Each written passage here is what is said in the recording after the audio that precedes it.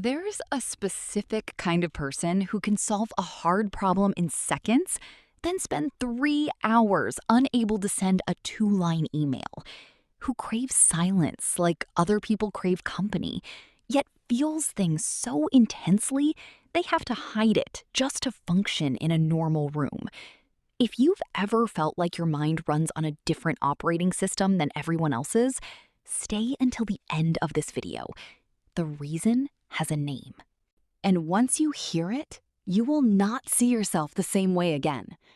It usually starts with a room. Not a party, not a group chat, not a crowded office.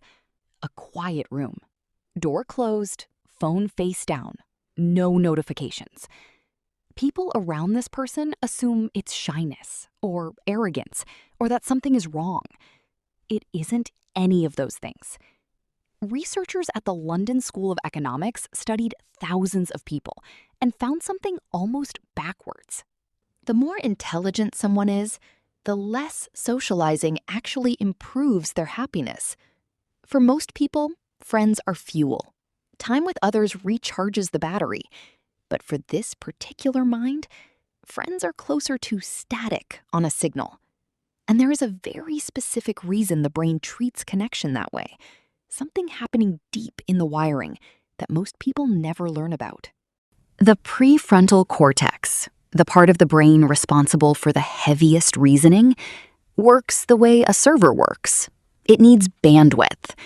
Every conversation, every notification, every quick question from a coworker steals processing power from something bigger running quietly underneath. So the craving for solitude was never about avoiding people. It was maintenance. Necessary, constant maintenance for a system that never fully powers down. Because here's the strange part. Even alone, even in total silence, this mind still will not stop. Close the laptop. Turn off every light. Lie down to sleep, and the thoughts keep building anyway, uninvited. A theory left unfinished 3 days ago quietly resurfaces. A conversation from a year ago gets replayed and reanalyzed for the 100th time, searching for something that was missed.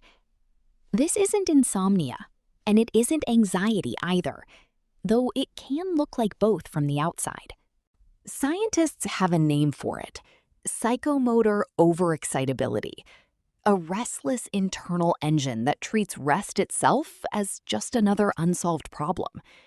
And brain imaging backs this up in a way that's hard to argue with. Higher intelligence is consistently tied to richer connectivity between distant regions of the brain, wiring that almost never sits idle, even at 3 a.m. The mind isn't broken. It was simply never built to switch off completely. And that same never-off quality bleeds into something almost nobody expects from someone who looks this composed on the outside: raw feeling. Because on the surface, this person can look unreadable, calm during a crisis, quiet during an argument that would wreck most people. Coworkers and friends often call it coldness or detachment, or say they're hard to read. It is the exact opposite of what's actually happening underneath. Studies published in the journal Intelligence found that people with higher IQs frequently show greater emotional reactivity, not less, to music, to art, to moral dilemmas that most people scroll straight past without a second thought. The feeling is there.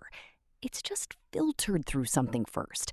A kind of internal checkpoint most people don't have to pass through. Before this person ever responds to you, they're already collecting data, reading the room, cataloging your tone, your pauses, the thing you almost said but didn't. It looks like distance from the outside. It is actually the opposite of distance. It's depth, happening silently, faster than words. And that same instinct, observe first, speak later, shows up somewhere even more surprising: in how this person handles being wrong.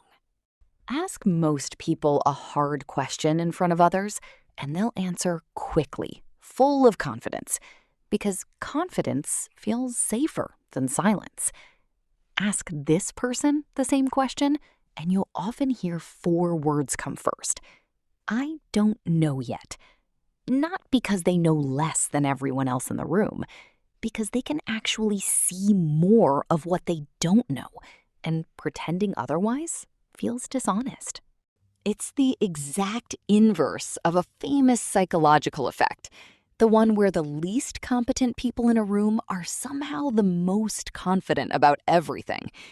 Here, the opposite happens, almost like a mirror image. The more someone truly understands a subject, the more clearly they can see its edges, its exceptions, the quiet, unanswered questions hiding just past what looks settled. So their beliefs are never treated like fixed flags planted permanently in the ground. They're treated like working theories, held loosely on purpose, ready to be rebuilt the second better evidence shows up. Which sounds, on paper, like a genuine strength. And it is. But it comes with a cost that almost nobody warns you about before it starts costing you something. First, the conversations this person actually craves rarely happen at all. Most small talk feels like static on a bad signal. So instead of asking for something deeper, they quietly shrink themselves down to fit whatever room they're standing in.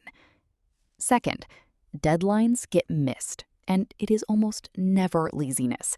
It's seeing too clearly, too early. When you can picture every possible flaw in a finished project before you've even opened a blank document, starting can feel genuinely dangerous. And third, boredom arrives faster than it should, faster than it does for almost anyone else nearby.